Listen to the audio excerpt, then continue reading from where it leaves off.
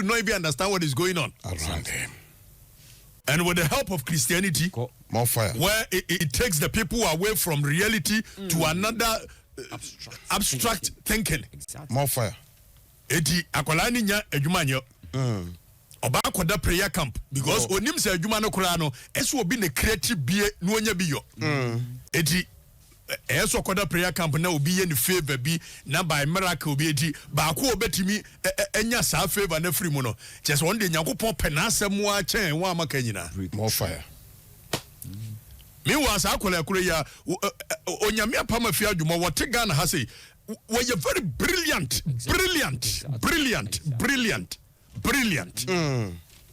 Onyame apam nya adwuma ni minyo.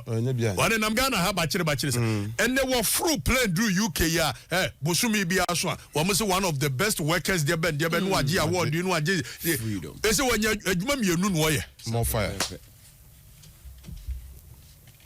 Makola ba ko we law school we makola ya calling it to bar. And then why hopeless because the system does not even create a travelator. You can't travelator. You see, because they don't even understand what they are doing. Oko epota kobi. Ko. Onse ye wo dadie bi wo ho a obefa so. And ye wo normal way a person nantia. Now, say aban anase system ni ye papa. It says how dadie na a role travelator na role no. So una 1 2 3 na travelator and the work 1 2 3 4 5. Ko. But the obenante on a normal stretch no. Wo fa travelator so obedu agya no. Ko.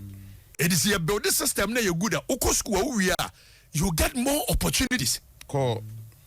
And they said the gateway diaba is the education is the key to. They say law kono kura ida ntiki ni kura we kura keke. Sir. More fire. Let's get them. Teach you more. Mese law kono ye get the key to success and the law kono of the success like you more. So the Oma dream. After all, what mine say yet ye produce we nana pientinya se wakaimia.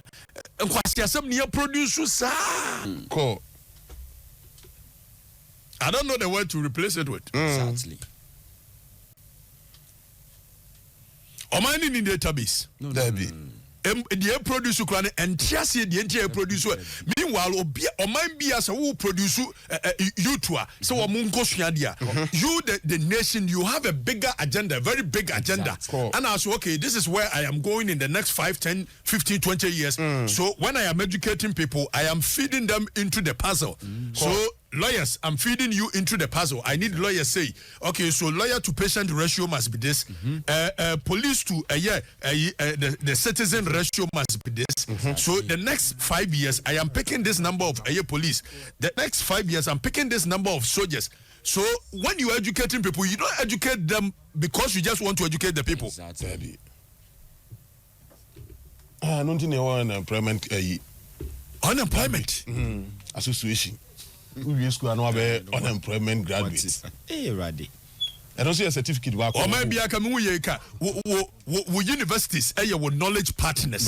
As and Kawo Yakwaya, obey your dear, obey dear, Okoke University, no Kobisum, okay, Kwanya Bay and feasibility studies, A, B, C, and D. So even the ultimate young Crawford can you pay to the university said by of the year, and nobody cares.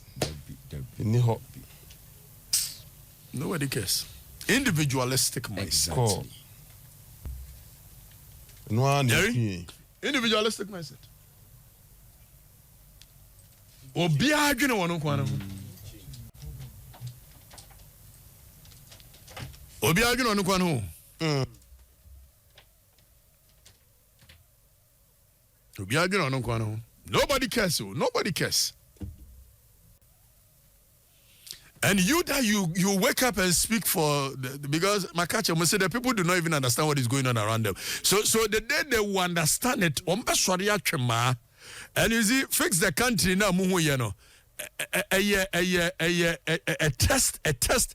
Okay, so fix the country now, politicians in Myanmar, both MPP and NDC, they were running away. Nobody supported fix the country.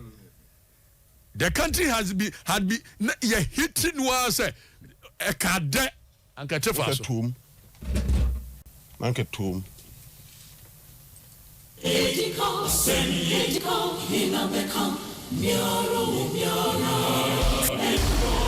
Freedom Juma Dianiye, Okatakyie Afrifa-Mensah,